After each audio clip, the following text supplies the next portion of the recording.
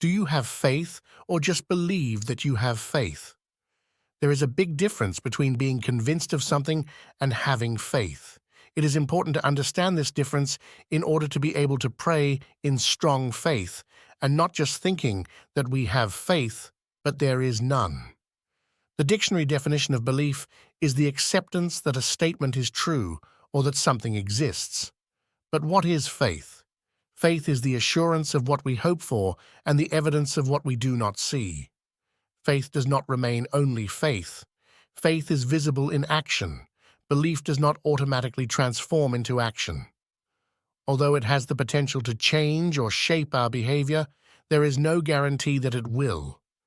Belief in its most basic form is about what you accept to be true, not what you do with it. Because it does not say, "By faith we sit." Rather, it says, "By faith we walk." Can I believe in something but not have faith? If you have followed the train of thought until now, I think you know the answer to this question, and that is yes. You can believe in something and not have faith. People do it every day. I'll give you an example. People believe that they can jump out of a plane with a parachute, pull the rope, and the parachute will open and allow them to land safely on the ground. You can ask anyone, and they will accept that the statement is true. However, it is another thing to actually take the step of getting into the plane, jumping out of the plane with a parachute and pulling the rope. This does not require belief, this requires faith. Faith requires us to act on what we believe. True faith is not only a saying, but also an action. Can Christians believe in God without having faith in Him? The short answer is yes. There were times in our life when we believed in God, but lacked faith in His ability to break through. The test of this was not in what we thought, but in what we did not do. The actions we did not take showed that we lacked faith at that moment. Even though we knew about God's promises and could sing about His faithfulness, we struggled to act in faith because we were only convinced in our mind, but did not walk in faith.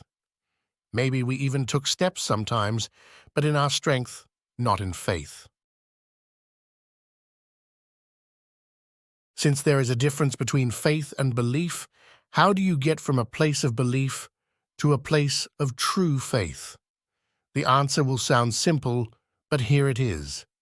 Step by step, one action at a time. At some point in our walk with Jesus, we will have to take a step where we show our faith in Him by our actions. I believe, "Help my unbelief," is one of the most sincere prayers we can hear. But let's be careful not to fall into the trap of thinking wrongly where faith comes from. To whom does this man in this story turn in his unbelief? Well, Jesus. Paul writes, "Faith comes precisely by hearing the good news about Christ. Thus, faith comes from hearing the gospel." That is why it is extremely important that we regularly listen and read the gospel. The spoken word of God has a supernatural power to build faith in the heart of the listener. And really, when we sometimes feel some weakness in our faith, maybe then we should listen to the gospel as a remedy. Another trap can be thinking that we can somehow create faith with our own hands. We cannot by ourselves produce faith through ministry and work for the kingdom like some workers in a factory working on an assembly line. And what freedom that is! If we understand that, then we also understand that our faith, thank God, does not depend on us, but on God. And when we feel that we are weak in faith, we should turn to Christ, so that He increases faith in us. True free faith does not have that pressure of trying to create it ourselves, because we are saved by grace, by faith, and it is not from us, it is God's gift. Not by works, lest someone brag. How wonderful! If we are free from sin, then we are also free from the sin of unbelief. If we think we don't have faith anymore, it's a lie from the enemy, because God freed us from unbelief on the cross. If we think that faith depends on us, that is also a lie, because it is God who creates faith in us through his living and powerful word and the good news about Christ. There are powerful witnesses of faith in the Bible that can be a good example for us of this true, free faith. Noah built a ship by faith before it rained. Abraham set out by faith, not knowing where he was going. Moses' parents hid him by faith. And there are many more of those witnesses of faith.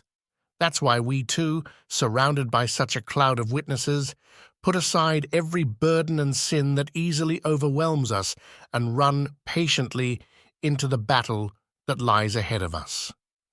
Let us fix our eyes on Jesus, the author and finisher of our faith, who for the joy of standing before him endured the cross, despising the shame, and sat down at the right hand of the throne of God.